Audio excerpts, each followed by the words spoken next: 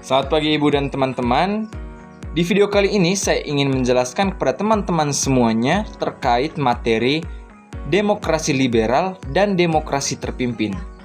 Jadi teman-teman, demokrasi liberal di Indonesia berlangsung dari tahun 1950 hingga 1959. Pada awalnya sistem ini memperlakukan sistem pemerintahan parlementer di mana kepala pemerintahan adalah Perdana Menteri yang bertanggung jawab kepada parlemen.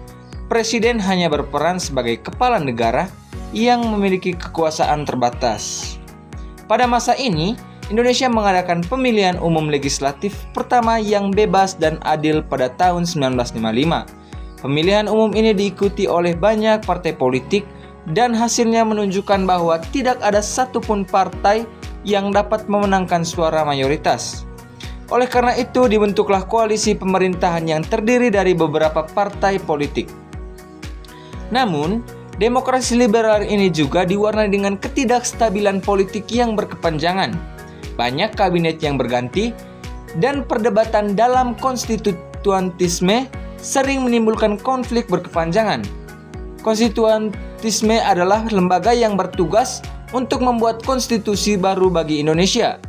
Namun, perdebatan dalam lembaga ini sering menimbulkan ketegangan politik.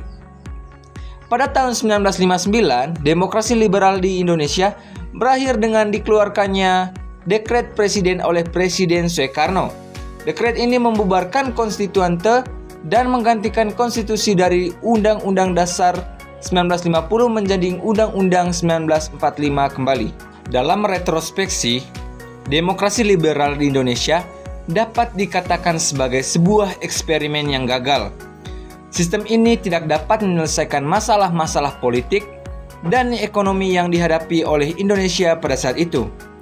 Namun, pengalaman ini juga bisa menjadi pelajaran berharga bagi Indonesia dalam membangun sistem demokrasi yang lebih stabil dan efektif.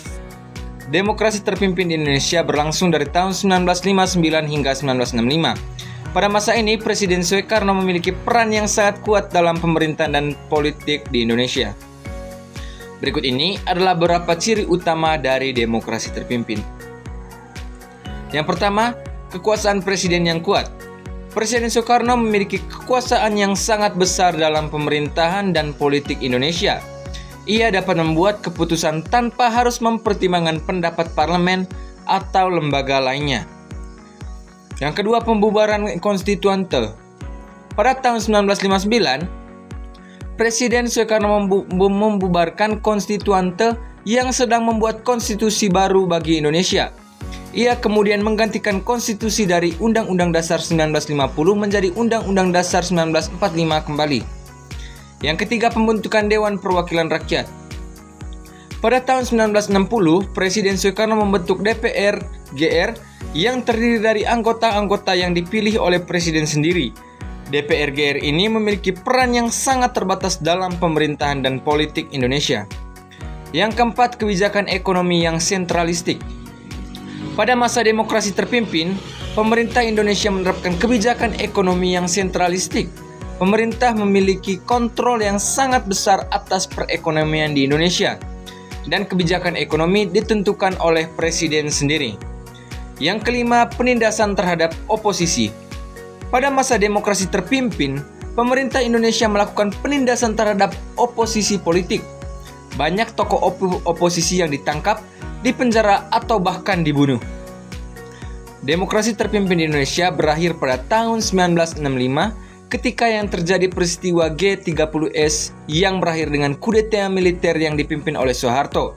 Soeharto kemudian menjadi presiden Indonesia dan memulai era Orde Baru yang berlangsung selama lebih dari 30 tahun.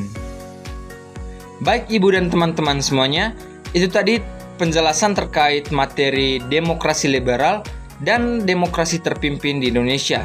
Saya Selus Vansen Armandani pamit undur diri dan sampai jumpa.